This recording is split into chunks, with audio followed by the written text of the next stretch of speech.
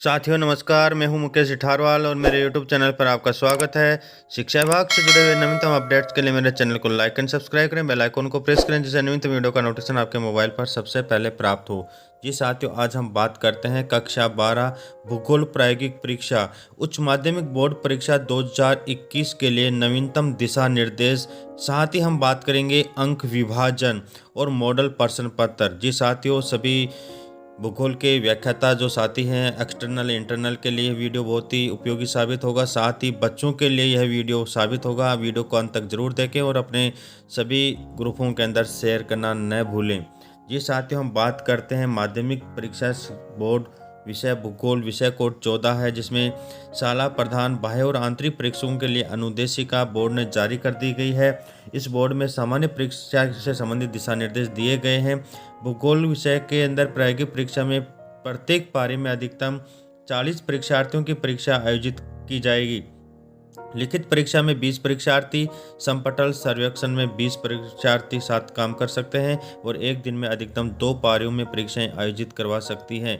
यह जो note board ने दिया है यह प्रत्येक वर्ष दिया जाता है और इससे मैं स्पष्ट कर देना चाहता हूं कि आप एक दिन के अंदर 2 पारी कर सकते हैं और प्रत्येक पारी में 40 बच्चे हो सकते हैं। अतः एक दिन में अधिकतम 80 बच्चों की परीक्षा आयोजित की जा सकती है। साथ ही हम बात करते हैं अधिकृत जो वर्क बुक, जिससे प्रत्येक अभ्यास के प्रत्येक पृष्ठ पर अध्यापक के दिनांक सहित हस्ताक्षर होनी चाहिए और अंतिम पृष्ठ पर संस्था प्रधान के रबड़ की जो मोहर है जो यहाँ पे दी गई है वह आप बनाकर इसके अंदर आप हस्ताक्षर, नाम, पद और संस्था प्रधान का नाम अंकित जरूर करें।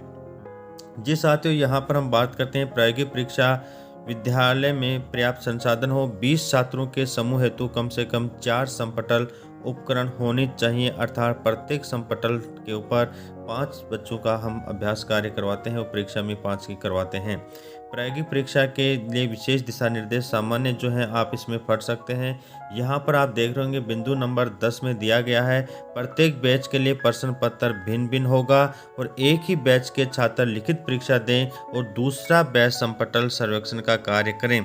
जी साथियों, यहाँ पर लिखित परीक्षा को अभी हम आगे देखेंगे 1.5 घंटे के लिए है और समपटल सर्वेक्षण आपके 2.5 घंटे के लिए है। अतः यह परीक्षा आपके 4 घंटे में आयोजित करवाई जाएगी एक पारी के लिए।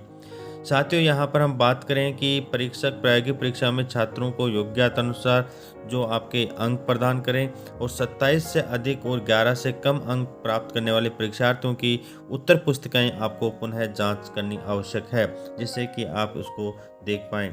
साथियों, हम अंक विभाजन की यदि बात करें तो संशोधित पाठ्यक्रम के आधार पर यहाँ पर अंक विभाजन दिया गया है। मैंने पहले भी एक पाठ्यक्रम से संबंधित प्रायोगिक परीक्षा के पाठ्यक्रम से संबंधित वीडियो बनाया गया था जिसमें सभी कंफ्यूज दूर कर दिए गए थे और इसी वीडियो के आधार पर बोर्ड ने यहाँ पर जो जारी किया गया है सेम वैसा ही पाठ्यक्रम अंक विभाजन जारी किया गया है। उस वीडियो का लिंक भी डिस्कशन बॉक्स में आपको दे दूंगा। साथियों, यहाँ पर दिया गया है कि आपके जो परीक्षा होगी आयोजित वह 4 घंटे में आयोजित होगी और इसके पूर्णांक होंगे 30 पूर्णांक के लिए यहाँ पर इस वर्ष थोड़ा सा अलग हट कर दिया गया है, जिसमें आपके यहाँ पर 5 प्रश्न होंगे। प्रथम जो आपके प्रश्न पत्र होगा वह 15 अंक का होगा और इस 15 अंक का विभाजन कैसे किया गया है, यहाँ पर 5 प्रश्न दिए गए हैं। प्रत्येक प्रश्न आपके यहाँ पर 5-5 अंक का है। अतः आपको 3 प्रश्न करने हैं जिससे कि आपके 15 अंक पूरे हो जाएं। दोस्तों, यहाँ पर बता दें कि प्रथम प्रश्न जो आरेख गणना कार्य और रचना से संबंधित होगा आपकी पाठ्य पुस्तक के अध्याय 3 से दिया गया है, जिसके अंदर वह आपको करना अनिवार्य होगा। अतः आप जब मॉडल प्रश्न पेपर बनाएं तो आप प्रथम प्रश्न आप केवल और केवल आरेख गणना से संबंधित प्रश्न ही आपको देना होगा। साथ ही यहाँ पर प्रश्न 2, 3, 4 और 5 आप अपने मानचित्र से संबंधित, संदूर संवेदक और भौगोलिक सूचना से संबंधित, समपटल सर्वेक्षण से संबंधित आप यहाँ पर आपके प्रश्न उत्तर होंगे।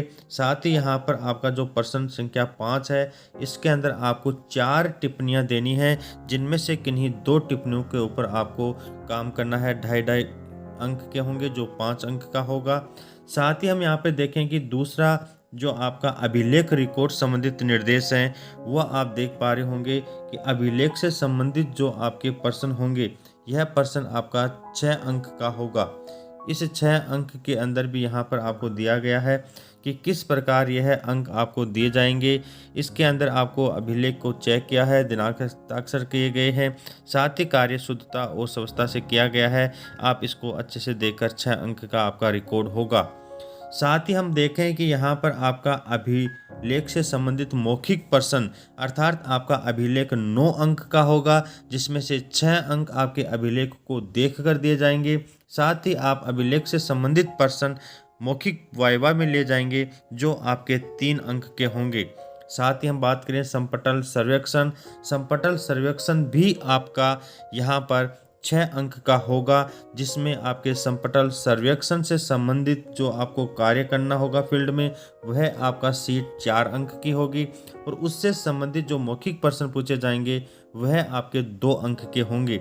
जी साथियों, यहाँ पर संपटल सर्वेक्षण के अंदर जब आप सीट तैयार करेंगे तो यह 4 अंक भी अलग अलग बिंदुओं पर निर्धारित किए गए हैं। कम से कम 6 लक्ष्य आपको मापक के अनुसार निर्धारित प्रदर्शित करने होंगे, जिसके आपको 1.5 अंक होंगे। साथ ही उत्तर अंक दिशा का अंकन करना है, आधा अंक का होगा। मापक की रचना आपको करनी है, वह 1 अंक का होगा।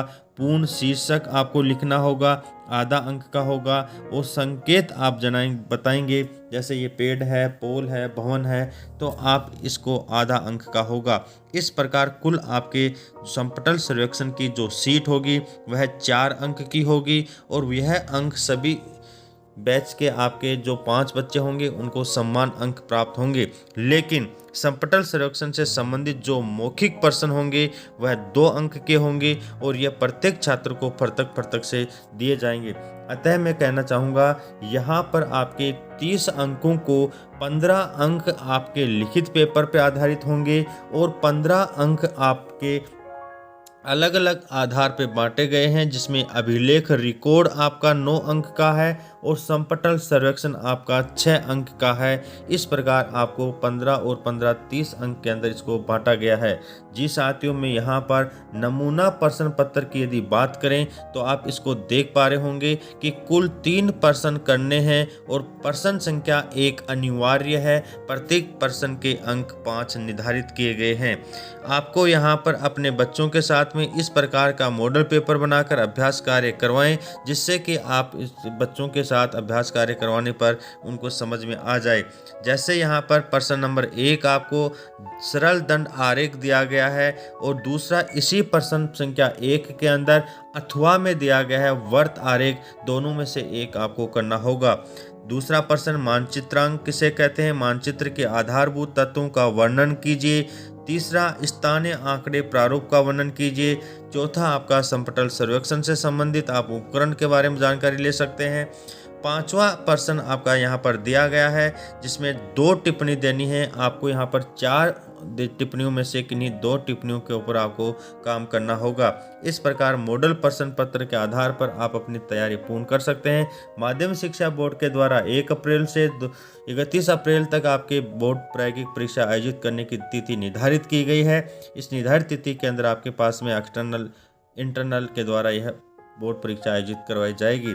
वीडियो यदि आपको अच्छा लगा है तो like and subscribe my channel Mukesh Nitharwal. Video को अंत तक देखने के लिए बहुत बहुत धन्यवाद।